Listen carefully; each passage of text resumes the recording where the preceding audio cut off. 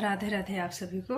आज मैं एक गीत गाने जा रही हूँ। ये गीत हमारे यहाँ जो है शादी में जो बड़ा बनता है, बड़ा बनाने के लिए उड़द की दाल को जो है पहले भिगोया जाता है। मतलब भिगो कर फिर धोई बनती है, धोई से जो है बड़ा बनता है। बड़ा बनना बहुत मतलब शुभ माना जाता है। शादी में जब धुली जाती है दाल, उस मौके पर ये गीत गाया जाता है। अरे के न मोरा खेतवा जोतावा है, उरदा बोआवा है रे। अरे के न मोरा धोइया धोआवा है, बरवा पोआवा है रे।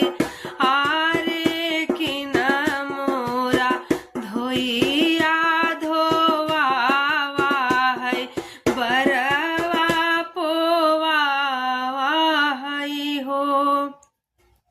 मिस्र रामा खेतवा जोतावा है, उरदा बोआवा है, उरदा बोआवा है रे।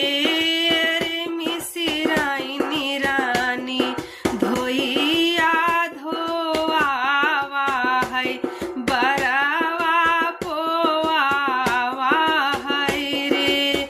रे मिस्राइनी रानी धोइया धोआवा है, बरवा पोआवा है।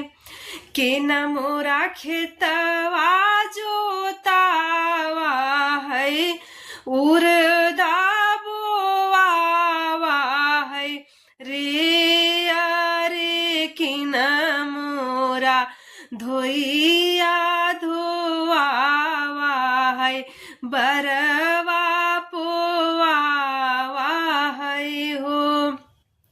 सुकुल रामा खेतवा जोतावा है, उरदा बोआवा है रे। अरे सुकुलाइनी रानी धोइया धोआवा है, बरवा पोआवा है हो। ऐसे ऐसे मतलब मिश्रा, सुकुल, तिवारी, ऐसे सबका नाम लेके आप गाने को पढ़ा सकती हैं।